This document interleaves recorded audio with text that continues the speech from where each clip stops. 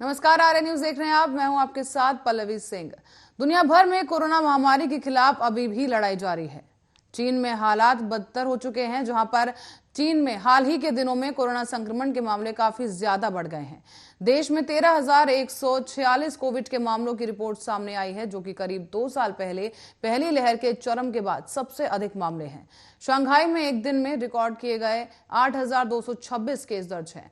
राष्ट्रीय स्वास्थ्य आयोग ने ये जानकारी भी दी है कि देश के कई प्रांतों में बेहद ही अधिक पैरागम्य और ओमिक्रॉन वेरिएंट फैल गया है। आपको बता दें कि इससे अब लोगों के बीच एक बार फिर से दहशत का माहौल देखने को मिला। हालांकि राष्ट्रीय स्वास्थ्य आयोग की ओर से एक बयान में कहा गया है कि संक्रमण की वजह से कोई नई मौत की सूचना नहीं हुई है, लेकिन शंघाई में एक बार फिर से लॉकडाउन बढ़ा दिया गया है। चीन के शंघाई शहर में कोरोना वायरस से संक्रमण के बढ़ते मामलों को देखते हुए ये लॉकडाउन लगाया गया था। आपको बता दें कि शहर के पूर्वी जिलों में रहने वाले लोग आज 5 दिन के लॉकडाउन से बाहर आने वाले थे, लेकिन एक बार फिर से लॉकडाउन की अवधि को बढ़ा दिया गया है। शंघाई के लाखों लोग करीब 2 साल बाद इस समय बेहद सख्त लॉकडाउन की स्थिति से गुजर रहे हैं। 28 मार्च को चीन के सबसे बड़े शहर ने ओमिक्रॉन वेरिएंट के संक्रमण को कंट्रोल में करने के लिए 2 चरणों में लॉकडाउन की शुरुआत की थी। शुरुआत में पूर्वी शंघाई को 5 दिनों के लिए बंद किया गया, जहां लॉकडाउन की योजना बनाई गई, और इसके बाद शहर के पश्चिमी जिलों में अतिरिक्त 5 दिनों के लिए प्रतिबंध लगा दिया गया। चीन के स्वास्थ्य अधिकारियों ने 31 मार्च को यह घोषणा भी की थी कि वो इसके बजाय पूर्व की ओर से प्रतिबंध हटाएंगे। पश्चिमी शंघाई में आज से 5 दिवसीय प्रतिबंध शुरू होने के साथ ही शहर की 26 मिलियन आबादी को लॉकडाउन में रहने को मजबूर कर दिया गया। आपको बता दें, न्यूज एजेंसी रॉयटर्स के मुताबिक लोगों को घरों से न निकलने के निर्देश दिए गए हैं। यहां तक कि कूड़ा करकट फेंकने जाने को भी मनाही की गई है और अपने कुत्तों को टहलाने के लिए भी मना किया गया है। शहर के अधिकांश सार्वजनिक परिवहन को भी निलंबित कर दिया गया और सभी गैर जरूरी व्यापार को फिलहाल के लिए बंद कर दिया गया है।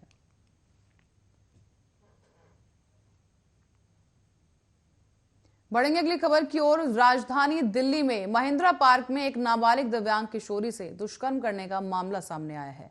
शुक्रवार की देर रात को इस नाबालिग के साथ दुष्कर्म किया गया। नाबालिग झुग्गी के बाहर सो रही थी।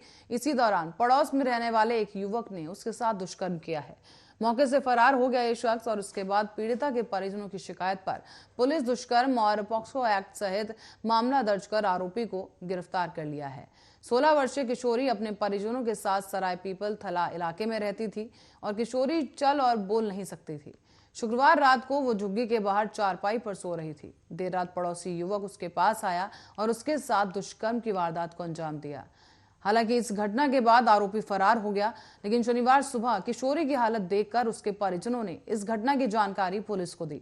पुलिस किशोरी को मेडिकल करवाने ले गई, जिसके बाद उसके साथ हुए दुष्कर्म की पुष्टि हुई है। बहरहाल पुलिस ने छानबीन शुरू की और आज इस आरोपी को पुलिस ने गिरफ्तार कर लिया है।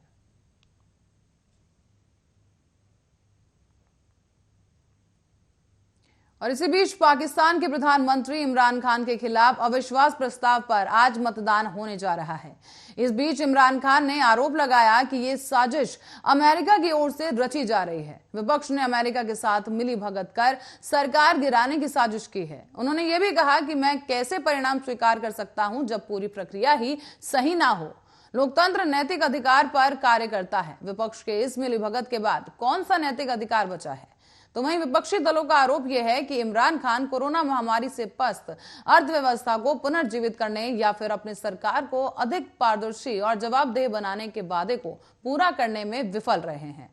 पाकिस्तान में सियासी संकट का सामना कर रहे इमरान खान ने कहा कि उन्हें हटाने के लिए अमेरिका का घरेलू राजनीति में साफ तौर पर हस्तक्षेप है। इमरान खान ने इसे शासन परिवर्तन का एक तरह से प्रयास करार दिया है।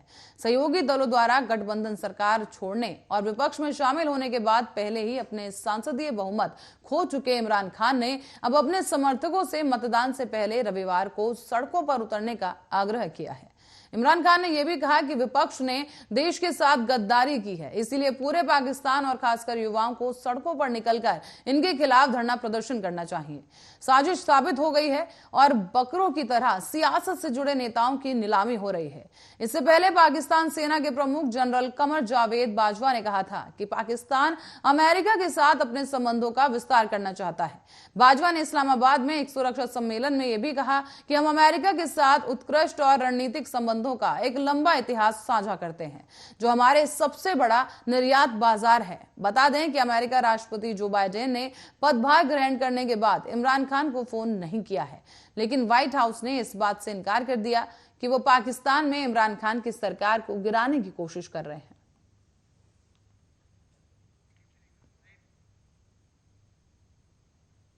और इसी के साथ साथ पाकिस्तान के प्रधानमंत्री इमरान खान अब कुर्सी बचाने के लिए हर तिगड़म लगाने की कोशिश में लगे हैं। नेशनल असेंबली में अविश्वास प्रस्ताव पर बहुमत की जद्दोजहद में लगे इमरान खान की पार्टी और उनके सहयोगी दलों को वोटिंग से कुछ ही घंटे पहले पंजाब प्रांत में भी बहुमत साबित करनी है। इसी बीच सरकार ने पंजाब के राज्यपाल चौधरी मोहम्मद सरवर को उनके पद से हटा दिया है। पंजाब के नए राज्यपाल की घोषणा बाद में की जाएगी। बता दें आपको कि संविधान के अनुसार डिप्टी स्पीकर कार्यवाहक राज्यपाल होगा और पंजाब प्रांत में कुल 371 सीटें हैं और सरकार को यहां बहुमत के लिए 186 का आंकड़ा चाहिए। लेकिन इसी बीच इमरान के बागी नेताओं ने विपक्ष को समर्थन का ऐलान कर दिया है। विपक्ष ने PMLN नेता हमजा शहबाज को सीएम पद का उम्मीदवार बनाया, जिसे जहांगीर तारीन ग्रुप ने अपना समर्थन दे दिया है, जबकि इमरान की पार्टी पाकिस्तान मुस्लिम लीग कायदे के नेता चौधरी परवेज इलाही को समर्थन दे रही है। हालांकि पंजाब विधानसभा के अध्यक्ष भी हैं और वो PMLQ केंद्र और पंजाब में PTI की एक अहम साझेदार है और इससे नेशनल असेंबली में 5 सदस्य हो जाते हैं। लेकिन बागी नेताओं के विपक्ष को समर्थन देने के बाद इमरान खान की परेशानी बढ़ गई है। वहीं इमरान खान को आज नेशनल असेंबली में परीक्षा देनी होगी। आज अविश्वास प्रस्ताव पर वोटिंग होनी है और नेशनल असेंबली में 342 सीटें हैं। सरकार बचाने के लिए इमरान खान को यहां पर 172 वोटों की जरूरत होगी। फिलहाल वो इस आंकड़े से काफी पीछे नजर आ रहे हैं।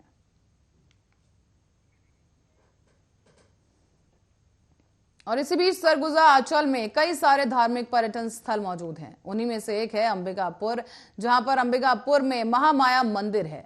इसी मंदिर के नाम से अंबिकापुर का नाम पड़ा और अंबिकापुर महामाया या अंबिका देवी के सम्मान में सरगुजा जिला मुख्यालय को दिया गया नाम है। कहा यह भी जाता है कि महामाया देवी का धड़ अंबिकापुर के महामाया मंदिर में स्थित है। उनका सिर बिलासपुर जिले के रत्नपुर महामाया मंदिर में रखा गया है। इस मंदिर का निर्माण महाराजा रघुनाथ शरण सिंह देव ने करवाया था। इस मंदिर में चैत्र और शारदीय नवरात्रों के दौरान हजारों भक्त प्रार्थना करने के लिए आते हैं। सरगुजा के निवासियों के लिए महामाया मंदिर का एक महत्वपूर्ण धार्मिक केंद्र भी है। यहाँ पर नवरात्रि के दौरान हजारों की संख्या में घी और तेल के दीपक जलाए जाते हैं। भक्तों की मनोकामना पूरी होने पर वो झंडा लगाने यहाँ पर आते हैं। माँ सभी की मनोकामनाएं पूरी करती हैं और सच्चे मन से प्रार्थना करने पर झोली को खुशियों से भर देती हैं। दरअसल अंबिकापुर निवासी प्रत्येक कार्य की शुरुआत माता के चरणों में सिर झुकाकर ही करते हैं। महामाया का मंदिर के बीच में एक चकोर कमरे में विराजमान है माँ, जहाँ पर ऊंचे चबूतरे पर बनी है, जिसके चारों ओर सीढ़ियां हैं। इसके साथ ही मां विंध्यवासिनी की काली मूर्ति भी स्थापित की गई। यज्ञशाला के चारों ओर संयुक्त भुंड मंडप है, जहां पर उसके सामने है महामाया का और मां समलाया से जुड़ी मान्यता बेहद ही रोचक भी है। जानकार ये मानते हैं कि मराठा यहां से मूर्ति ले जाने का प्रयास कर रहे थे, लेकिन वो मूर्ति उठा नहीं पाए। माता की मूर्ति का सिर उनके साथ चला गया और माता का सिर बिलासपुर के पास रतनपुर में मराठों ने रख दिया।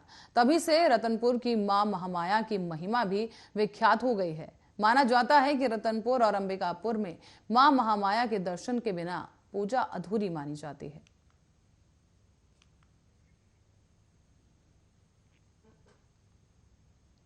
तो वहीं पाकिस्तान मुस्लिम लीग N की उपाध्यक्ष मरियम नवाज शरीफ ने एक बार फिर से प्रधानमंत्री इमरान खान पर हमला बोल दिया है। उन्होंने अविश्वास प्रस्ताव से पहले देश में बनाए जा रहे तनाव के माहौल के लिए इमरान खान को जिम्मेदार ठहराया है। उनके खिलाफ देशद्रोह का केस दर्ज करने और सख्त से सख्त कार्रवाई करने की भी मांग उठाई गई। मरियम ने दरअसल एक ट्वीट किया है और ट्विटर में पोस्ट करते हुए लिखा कि PTI के जो लोग हिंसा का सहारा ले रहे हैं या कानून व्यवस्था को खराब कर रहे हैं, उन्हें फौरन गिरफ्तार किया जाना चाहिए और सलाखों के पीछे फेंक देना चाहिए। इसमें इमरान खान भी शामिल हैं। इमरान खान अभी लोगों को उकसाने का काम कर रहे हैं। ऐसे में उनके खिलाफ देशद्रोह का मुकदमा दर्ज होना चाहिए। इंशाअल्लाह ऐसा होगा। इनमें से किसी को भी बख्शा नहीं जाएगा। मरियम ने आगे कहा कि इमरान खान आज जो कुछ भी कर रहे हैं, उन सबको उनके खिलाफ डोजियर और चार्जशीट में जोड़ा जाएगा। इनकी सूची लगातार लंबी होती जा रही है और अब खुद के साथ ही वो अपने लोगों के लिए भी मुसीबतें बढ़ा रहे हैं। उन्होंने हाल ही में जो कुछ कहा है उसके लिए उन्हें अपनी नाक से भुगतान करना होगा, फिर ना कहना बताया नहीं।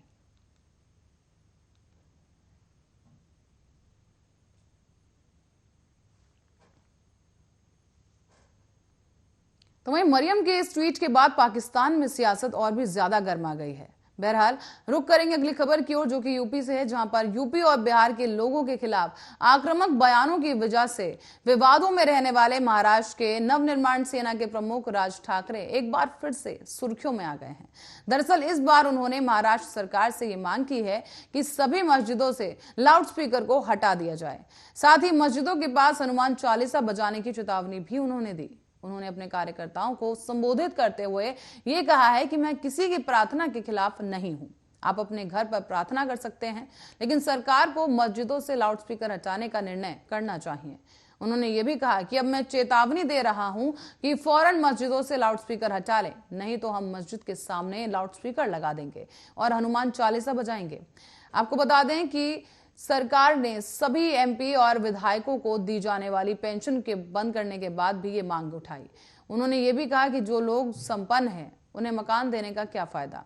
अगर आप मकान देना ही चाहते हैं तो झुग्गी झोपड़ी में रहने वालों को दें। ठाकरे ने प्रधानमंत्री नरेंद्र मोदी से भी अपील की है और ये कहा कि वो एक बार मुंबई में मुस्लिम बहुल्य इलाकों में स्थित मस्जिदों पर रेड करवा कर देखें। उन्होंने ये भी कहा कि यहाँ रहने वाले अधिकतर लोग पाकिस्तानी सपोर्टर मिलेंगे। उन्होंने मोदी से मदरसों में भी रेड करने की बात की। राज्य सरकार पर हमला करते हुए उन्होंने कहा कि पुलिस को भी पता है कि कहां क्या गलत हो रहा है, लेकिन हमारे विधायक उन लोगों को वोट बैंक के रूप में इस्तेमाल कर रहे हैं। उन्होंने एनसीपी चीफ शरद पवार पर भी हमला किया और कहा कि राज्य में जातिवाद राजनीति के लिए वो जिम्मेदार है। इसके साथ ही उन्होंने उत्तर प्रदेश के सीएम योगी आदित्यनाथ की तारीफ भी की है और कहा कि प्रदेश तरक्की कर रहा है और वो चाहते हैं कि ऐसे ही तरक्की महाराष्ट्र भी करे। उन्होंने ये भी कहा कि अयोध्या जाएंगे वो, लेकिन अभी ये नहीं बताएंगे कि वो कब जाएंगे।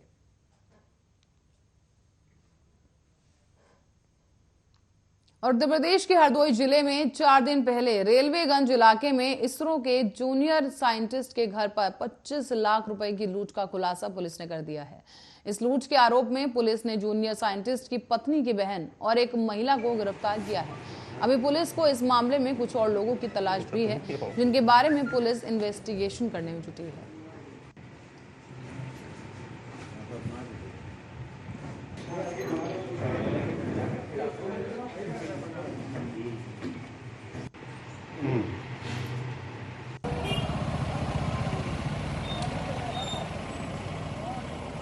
चेक करने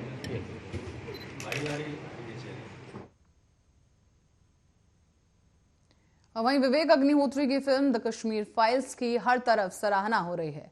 चाहे वो कोई भी हो, कोई पॉलिटिशियन हो या बॉलीवुड के सितारे, हर कोई इस फिल्म की तारीफ करता थक नहीं रहा। अब फिल्म निर्माता करण जौहर ने भी इंटरव्यू के दौरान बातचीत करते हुए द कश्मीर फाइल्स को लेकर अपनी राय रखी। करण जौहर ने गैलाटा प्लस से सिनेमा और लेखन के बारे में बातचीत करते हुए कहा कि द कश्मीर फाइल्स उस तरह के बजट में नहीं बनी है जैसे अन्य फिल्में बनती हैं, लेकिन देखा जाए तो शायद लागत लाभ के हिसाब से ये भारतीय सिनेमा की सबसे बड़ी हिट होने वाली है। मैं बॉक्स ऑफिस इंडिया पर पढ़ता हूं कि देखता हूं ये संतोषी मां के बाद से करीब 1975 के बाद से ऐसा कोई आंदोलन या मूवमेंट देखने को नहीं मिला। फिल्म निर्माता करण जौहर ने कश्मीर फाइल्स के बारे में आगे बताते हुए कहा कि मैं मानता हूं कि इस फिल्म में कुछ तो ऐसा है जो पूरे नेशन को कनेक्ट कर रहा है। आपको इसे एकेडमिक रूप से देखना होगा और सीखना होगा। आप इसे सीखने के लिए देखो, ये आंदोलन हुआ है। ये अब एक फिल्म नहीं बल्कि एक आंदोलन है। करण जौहर जो खुद भी एक फिल्म निर्माता हैं और निर्देशन रह चुके हैं, फिल्मों को लेकर अक्सर उनकी समझ और नजरिया काफी मायने रखता है और अब खुद करण जौहर द कश्मीर फाइल्स की तारीफ करते नजर आए।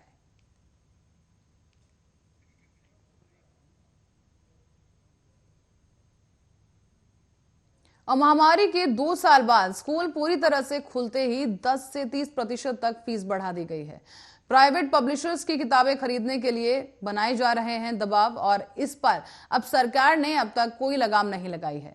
राजधानी में नए सत्र की शुरुआत के साथ ही स्कूल खोल दिए गए, लेकिन 2 साल बाद पूरी तरह से ऑफलाइन मोड में स्कूल खुलने के बाद अभिभावकों को जोर का झटका लगा है।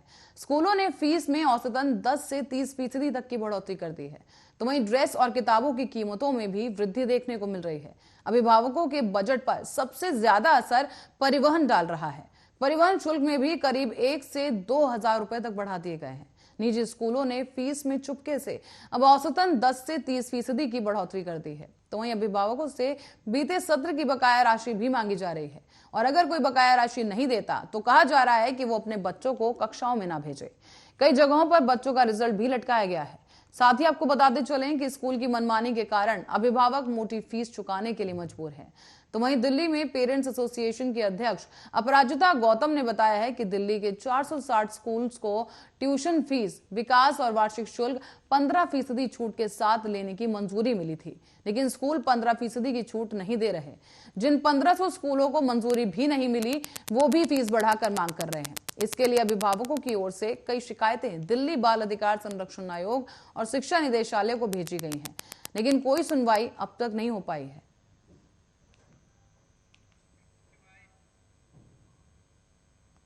बढ़ेंगे अगली खबर की ओर। महेंद्र पार्क से ये खबर सामने आ रही है, जहां इस इलाके में एक पारिवारिक कलह के चलते एक झगड़ा हुआ और युवक ने अपनी ही बहन की गला दबाकर हत्या कर दी। वारदात को अंजाम देने के बाद ये आरोपी भाई मौके पर ही मौजूद रहा। मौके पर पहुंची पुलिस ने फिलहाल शव को कब्जे में करने के बाद छानबीन शुरू की और आरोपी को मौके से गिरफ्तार कर लिया गया। जांच में यह भी पता चला है कि दोनों नशे के आदी थे और मृतका की शिनाख्त विनीता के रूप में हुई है। वो शादीशुदा थी और शुक्रवार को ही रामगढ़ इलाके में रहने वाले अपने भाई विकास के पास आई थी। विकास यहाँ अपनी छोटी बहन के साथ रहता है और शनिवार की शाम करीब 4 बजे पुलिस को विनीता की हत्या किए जाने की जानकारी मिली। मौके पर पहुंची पुलिस ने देखा कि कमरे में एक कोने में युवती का शव पड़ा था। छानबीन के दौरान पुलिस ने युवती के गले पर गले घोटे जाने के निशान देखे। पूछताछ करने पर पता चला कि विनीता का अपने भाई के साथ पारिवारिक बात को लेकर झगड़ा हुआ था। बात इतनी बढ़ गई कि विकास ने गला दबाकर अपनी बहन की ही हत्या कर दी। विकास मौके पर ही मौजूद था, जिसे पुलिस ने हिरासत में लिया और आगे की पूछताछ में विकास ने अपना जुर्म कबूल कर लिया है।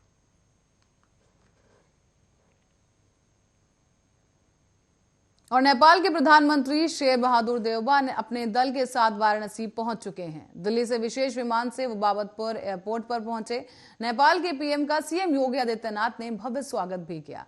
एयरपोर्ट से शहर की ओर जाने के दौरान नेपाल के प्रधानमंत्री का जगह जगह पर स्वागत किया गया। तो वहीं काशी विश्वनाथ और बाबा काल भैरव मंदिर में दर्शन पूजन करेंगे वो।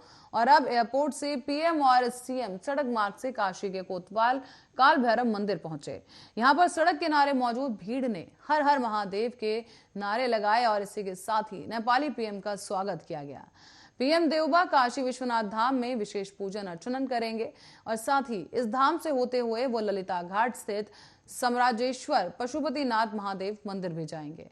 यहाँ पर वृद्धाश्रम के जीर्णोद्धार कार्यों का शिलान्यास भी करेंगे वो। और इसी के साथ ही आपको बताते चलें कि बाबतपुर एयरपोर्ट से नेपाली मंदिर तक जगह जगह दोनों देशों के बच्चों को हाथ में झंडे लेकर खड़ा किया गया। नेपाल के पीएम जिन जिन मंदिरों में जाएंगे उन सभी को फूल मालाओं से सजाया जाएगा और साथ ही नेपाली मंदिर को भी प्रशासन अपनी ओर से सजाया गया।